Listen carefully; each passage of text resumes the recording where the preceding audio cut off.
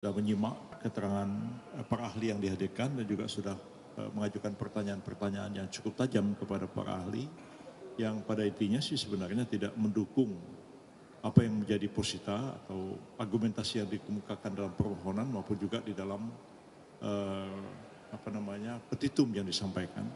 Misalnya dua ahli psikologi yang dihadirkan pada hari ini justru malah menjadi bumerang bagi pemohon nomor 2, misalnya Pak Hamdi Muluk dihadirkan bahwa sejauh mana sih pengaruh dari bantuan sosial yang diberikan kepada rakyat itu terhadap putusan rakyat itu memilih seseorang atau tidak memilih yang lain. Beliau mengatakan hanya 29%, 71% tidak bisa adalah faktor-faktor lain. Kalau memang cuma 21%, 29%, apakah dalih yang mengatakan bahwa bansos itu adalah satu pelanggaran TSM dan bisa dijadikan sebagai dalih untuk membatalkan hasil Pilpres dengan pengaruh yang sebenarnya hanya 29%, kami kira itu sebenarnya terlalu jauh.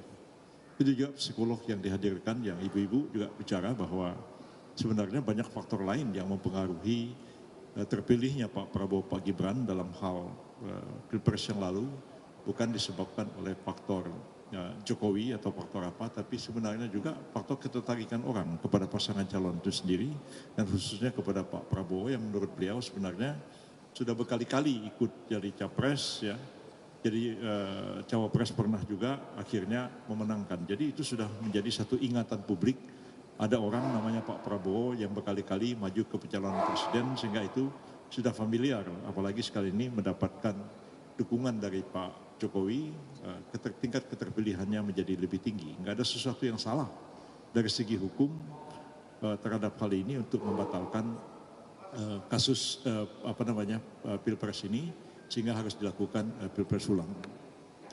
Kemudian saya ingin juga klarifikasi tadi sehubungan dengan omongannya Pak Lutfi Yazid, ya. Itu saya mengatakan begini, bahwa putusan Mahkamah Konstitusi nomor 90 itu adalah satu putusan yang problematik. Dan tidak ada orang yang mengatakan tidak problematik sampai hari ini.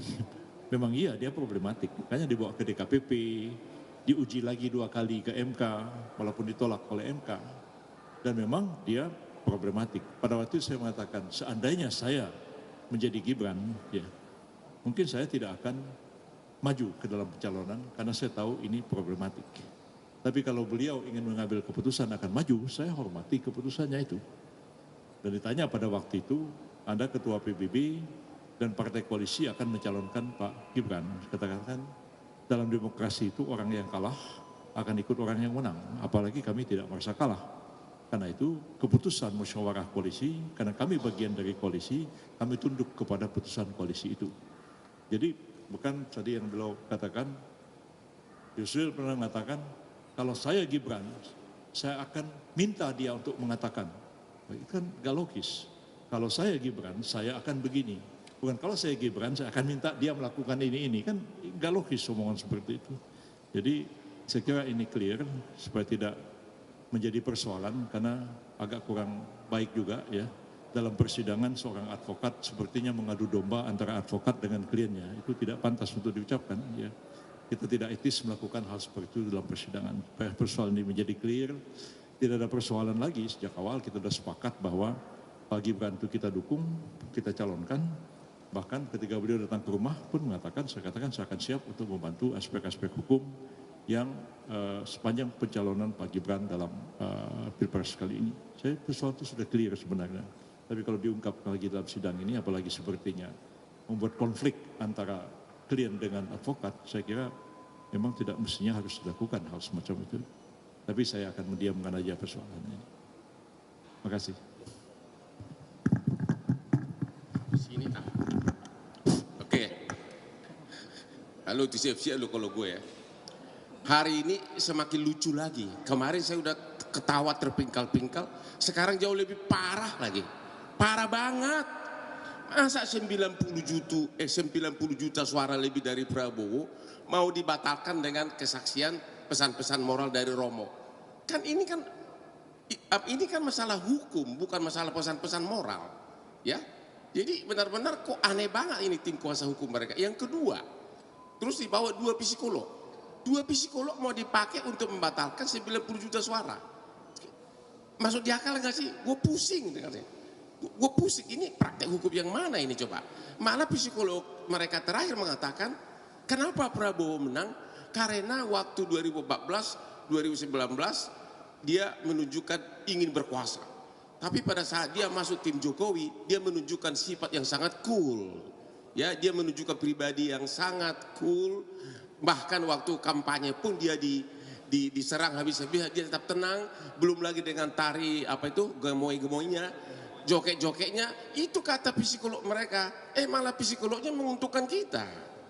Jadi benar-benar saksi mereka itu malah menguntungkan kita. Makanya saya bilang, ini 03 ini mau kemana sih? Sudah suaranya parah banget, parah banget, masih pengen menang lagi di MK. Nggak tahu diri apa sih? Belum lagi Sirekap dipersoalkan, sekarang diakui. Pernah nggak dilakukan audit forensik terhadap Sirekap? Belum pernah. Hanya asumsi, omon-omon. Jadi ini perkara adalah mengadili perkara omon-omon. Ya, atau lama-lama perkara apa ya? Omon-omon, onde-onde gitu ya. Gimana Pak Kunce? Jadi kalau sebenarnya permohonan ditujukan kepada KPU, tapi posisinya maki-maki presiden melakukan katakanlah tindakan inkonstitusional. Jadi kentara sekali mereka panik. Dan sampai hari ini belum ada satu bukti pun juga. Yang diserang misalkan dipertentangkan antara advokat dengan Pak Yusril Manadi itu. Jadi mereka adu domba kita. Padahal kita ini semua utuh loh. Jadi apa yang saya mau katakan, sudah sejak semula kalau kita lihat posita, maki-maki presiden tanpa bukti. Kalau itu kan kejahatan jabatan, mesti ada putusan pengadilan. Akhirnya larinya kemana-mana di antara posita dengan petitum tidak nyambung. Terima kasih. Saya mau tegaskan mengenai bansos ya. Tadi waktu kita tanya dia punya ahli tentang bansos dan juga Romo, tahun 2021 itu bansos sudah 400 miliar lebih. Tahun 2022 bansos juga udah 2.400 miliar lebih. Apakah itu untuk politik? Apakah itu pemilu? Kan belum ada pemilu saat ini. Jadi benar-benar bantuannya adalah bantuan sosial. 2023 sampai 2024 meningkat sedikit. Tapi masih di kisaran 400 triliun. Terus masalahnya di mana? Belum lagi zaman SBY juga sudah ada bansos. Jadi benar-benar alasan bansos itu adalah alasan, nggak ada alasan lagi mereka. Ya, siapa tahu mengharapkan menang aja. Bansos itu benar-benar sudah ratusan miliar sejak 2021 udah 400 miliar, 2022 udah 400 miliar, 2024 ada peningkatan, tapi nggak terlalu besar. Ya gini dulu deh ya. Oke, omon-omon, benar-benar parah. Ya. Tanya dulu Mas. Apa? Boleh, silakan. Ada dua pertanyaan. Yang pertama tadi soal kehadiran Romo Magnus Suseno sebagai pengajar etika dan filsafat. Tadi ada statementnya yang mengatakan bahwa seorang kepala negara dengan kapasitasnya presiden, jika melanggar etika sama, dia menyamakan